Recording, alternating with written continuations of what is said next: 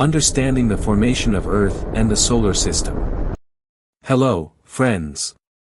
Have you ever wondered about the Earth beneath our feet, the one that supports millions of species, including us?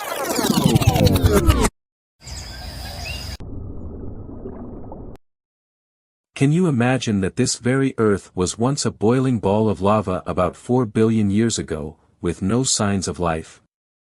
It raises some fascinating questions. How did this ball of lava transform into the Earth we know today? Where did water come from, and how was the moon formed? All of these events are tied to the birth of our sun and the solar system. In this video, let's dive deep into these topics and uncover how everything came to be. The birth of the solar system. Around 4.6 billion years ago, our solar system did not exist.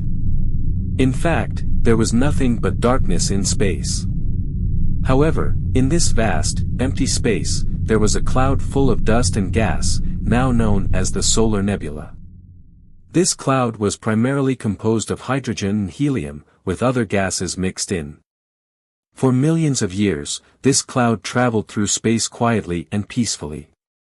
Then, something extraordinary happened. A massive explosion, called a supernova, occurred nearby. This explosion, which happens when a dying star reaches the end of its life, sent shockwaves through the nebula. These shockwaves caused gravitational instability, which led to the compression of the gas and dust in some areas of the nebula. Over time, the entire nebula began collapsing inward, and the gas and dust started rotating around the center, forming a flat, rotating disk. This disk is called the protoplanetary disk, and it marks the beginning of the formation of planets in our solar system. Formation of the Sun. At the center of this rotating disk, temperature and pressure increase dramatically, eventually giving rise to a protostar. A protostar is a star that is in the early stages of formation, before it begins nuclear fusion. As more gas and dust gathered in the center, the pressure became so intense that nuclear fusion started. This process, which converts hydrogen into helium, created the Sun. This reaction continues to this day, providing the energy that gives us light and heat on Earth. Interestingly, the Sun accounts for about 99.8% of the total mass of our solar system, with the remaining 0.2% forming the planets, moons, asteroids, and comets. The formation of planets.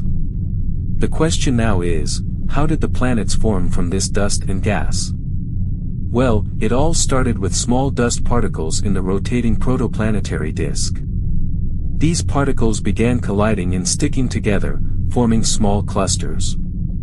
Over millions of years, these clusters grew larger as more dust particles stuck to them, eventually forming objects ranging in size from 1,000 meters to several kilometers in diameter. These bodies were called planetesimals.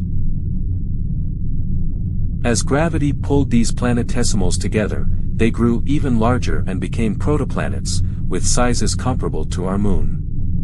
This process of dust particles coming together is known as accretion. Accretion was first proposed by Soviet astronomer Viktor Safronov in 1969, though his ideas were initially ignored. By 1984, however, his work gained acceptance, and today, scientists have observed this process taking place in other solar nebulae across the universe.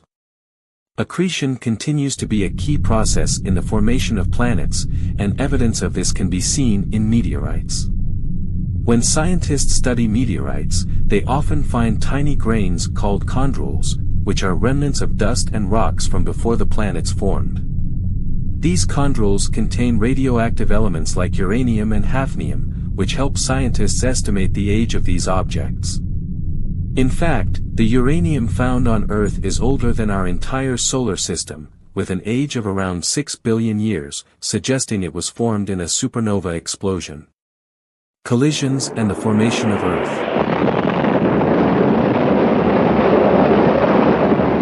As planetesimals and protoplanets collided, they generated enormous heat, melting rocks and creating seas of lava.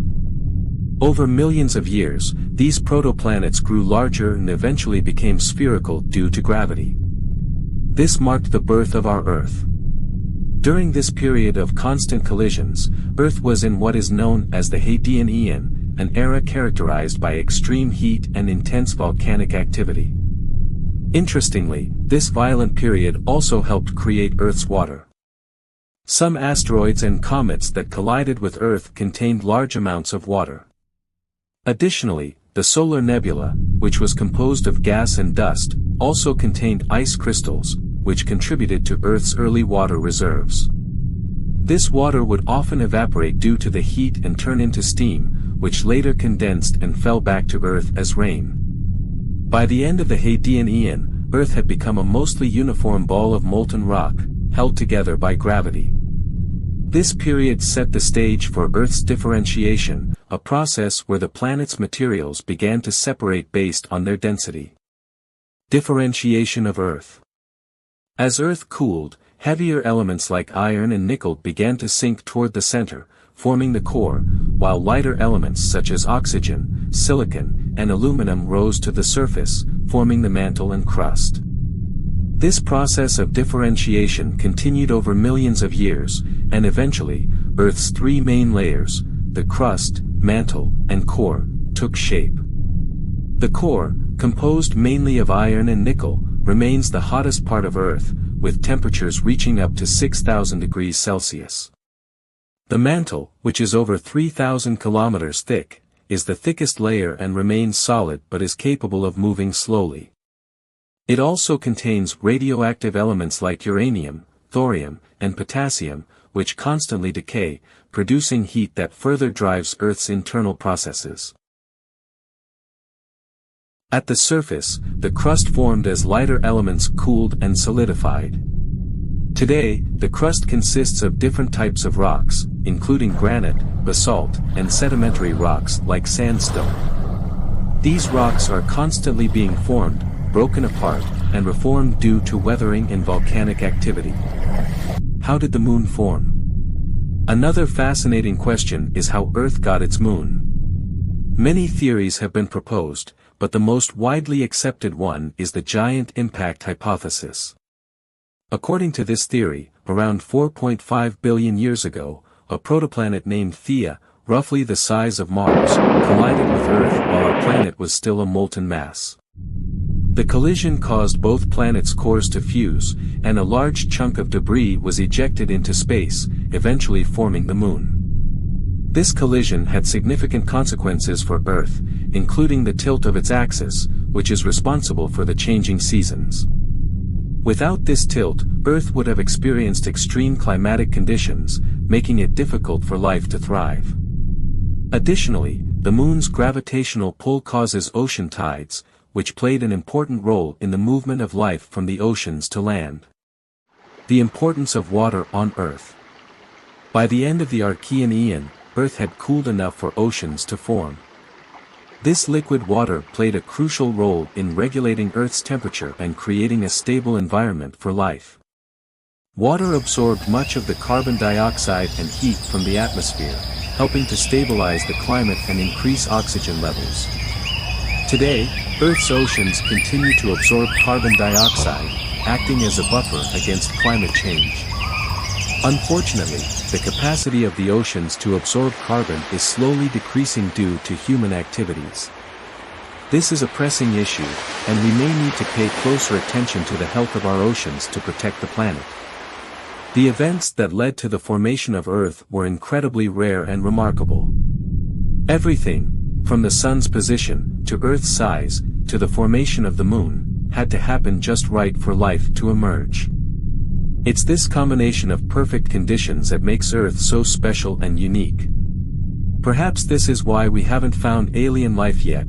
The conditions required for life are so rare in the universe. As we look back on the formation of Earth, it's essential to recognize how rare and extraordinary our planet is. We must do everything we can to protect and preserve it. After all, we owe our very existence to these incredible processes that shaped the Earth over billions of years. Let's make sure we safeguard this beautiful, unique planet for future generations.